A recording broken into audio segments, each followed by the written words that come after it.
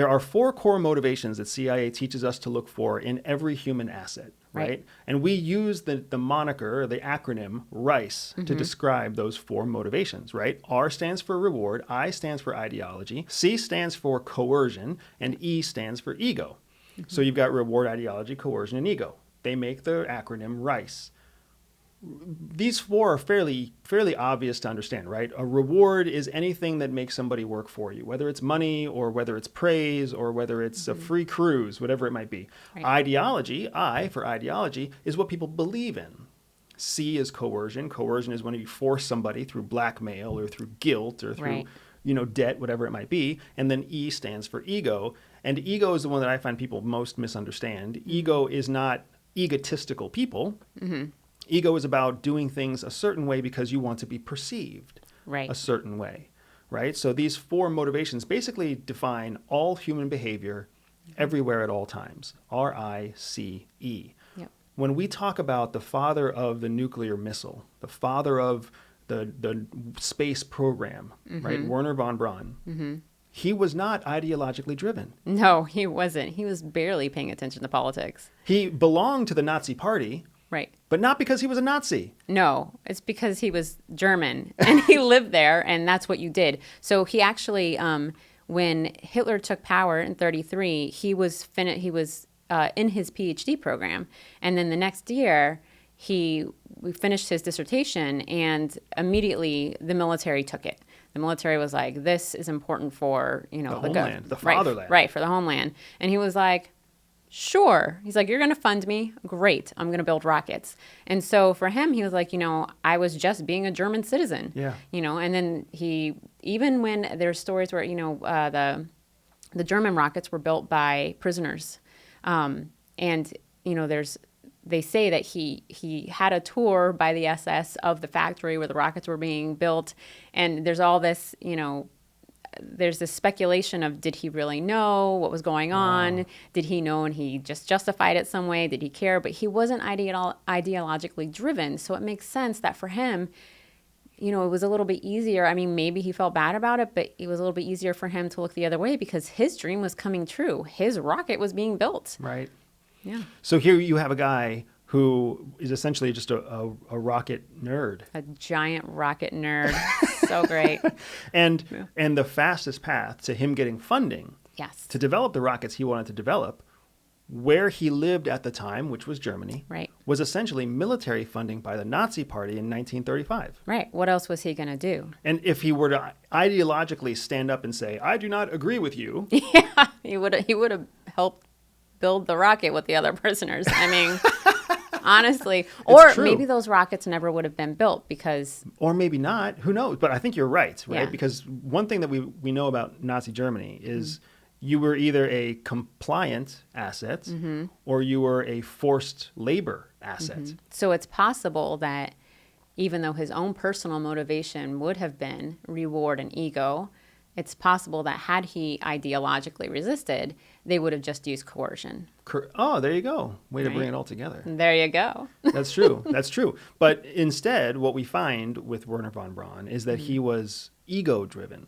Right. And this, I think, is really important for us to understand. If you want to understand what drives people, you can't just assume that people are driven by blind ideology. Right. You can't assume that people are driven by money and greed. And it's funny because those are the two things, those are 2 of the strongest motivations out there. Yeah. But they're also 2 of the most over-assigned, over-generalized motivations out there. People see a wealthy business person and they accuse that wealthy businessman of being greedy and money-driven. They may not be.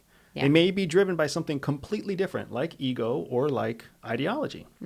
People look at a religious leader and they just assume that religious leader is blindly focused on religion. They may not be. They may be driven forward by money and ego. They may be coerced. They may not have an option. Right? We were just talking to somebody recently about the growing sense of like anti-China-ism inside the United States. Yeah.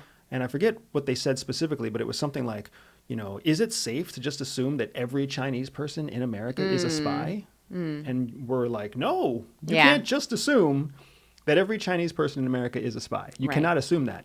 But you also can't assume that just because someone has Chinese ethnicity, they are being left alone by the government of China. Right. Right. Instead, you have to land somewhere in between. Right. Because every person who has every American with Chinese ethnicity is absolutely on the radar of the Chinese. Right. So you have to see it for what it really is, without going so far as to assume that they're all ideologically communist. Right. And I think, something that maybe, I don't know if people understand that about espionage is, espionage is a business of relationships, right? Relationships and transactions within those relationships. But a big part of espionage is getting to know who you are developing or who you are trying to get information from. So in espionage, there is no judging a book by its cover. Yeah. You just can't do it. So you can, but you have to be willing to be very wrong. Yeah. I mean, it's a super risky game if you're going to play it that way. So, espionage, really, the reason that Rice exists is because you have to get to know the other person, right? The person who's your target, and you have to be able to understand them well enough to understand what their motivations are, any cultural things that come into play, and culture completely comes into play. So there's all these things you have to learn about the other person before you can, to make an assessment, before you can approach them, before you can use them, before you can work with them. Yeah. Right. So fast forward now to when the Allied powers are able to capture Wernher von Braun and make him a POW and make his team a group of POWs when they take the actual facility where the Germans have created the B-2 rocket and where they've expanded their rocket science and industry. The Americans, the Allied powers, come in and take him away and they relocate him to the United States. Now, here is a rocket nerd turned Nazi in order to secure funding to continue playing with his rockets. Right. That is a person driven on ego and reward, Right. I want to play with rockets. Right. Just let me play with rockets. So what do the Allies do? So they say, we'll fund you to build some rockets. We'll fund you to build rockets for us now. Yeah. And he was like, okay. He became like the head. He retired as the #1 person in charge of Huntsville, Alabama's Space and Rocket Center. Yeah. Like, that's insane. The guy was a Nazi war POW. Yeah. And he became not just the head of a program, but the head of an actual space facility inside the United States. Right. That's just mind-boggling to me. And my guess is that, when they, so I believe that he and his team surrendered to the American forces in the end. But when that happened, from the first look at it, you're like, they're POWs, right? Prisoners of war. They surrendered, and they were. But then he must have, I can only imagine, like, going back in time, like, he must have sat with people who got to know him, who made the assessment that he has no ideological connection to the Nazi party, right? He was technically part of the party because he was German and he was there, and that's who funded him. So it was really a safe bet for America to be like, you know what, we're going to give you all the things you want, right? Somebody made the assessment of what's the motivation, and somebody was like, we're going to fund you. That's, the reward. You're going to, he was, I believe in the beginning, like, nobody knew he had been part of the Nazi party.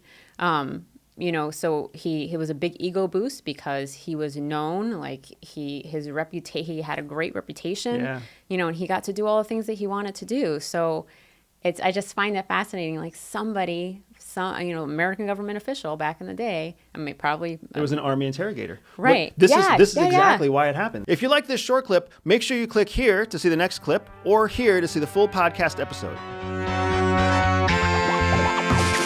Freedom! So fresh, so new. Freedom!